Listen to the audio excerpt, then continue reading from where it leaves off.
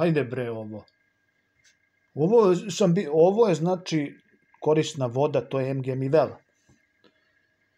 I ovo, bio sam u gradu i uzeo sam ovaj broj MTS broj. I ovo, znači i popio si kafu.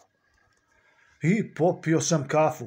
Šta se dešavalo ovo noćas? Noćas je ovo bio neki problem. Bio napadnut čovjek. Pa u kuću, Pinkovu kuću, ko je ušao?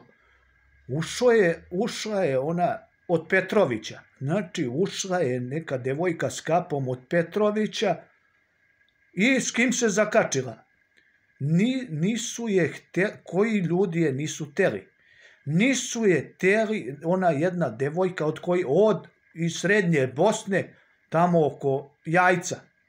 To je ovo od Muslimovića. I oni su se zakačili i ta devojka nije mogla da nađe da sedne i da nađe svoj mir. Znači, od Petrovića.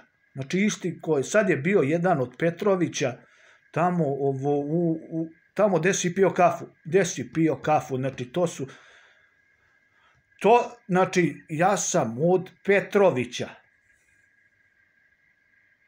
A odakle su oni? Oni su tamo od Pljevalja, pa su išli su prema Aleksincu, pa su posle išli, to su prema Crvenki. Pa su se ponovo vraćali u Beogradu. U Beogradu su imali ovo kuću. I kako su rešili? Pošto je bio sukob između Muslimovića i Petrovića u Pinku, oni su brzo ovu devojku, došao je brat i oni su nju izveli, znači nisu je prihvatili Muslimovići. Znači to. Znači, ako se desi opet znači neki nesporazum duže od pola sata ako traje između ljudi, znači neće ove i ne mogu da nađu neki svoj, odmah neki izlaze.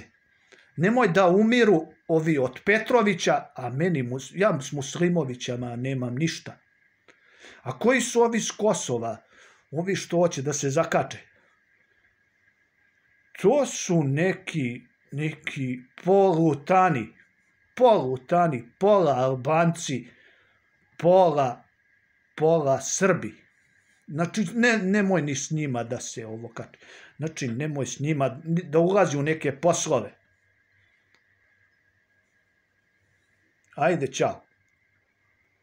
To je u najkraćem. Stop.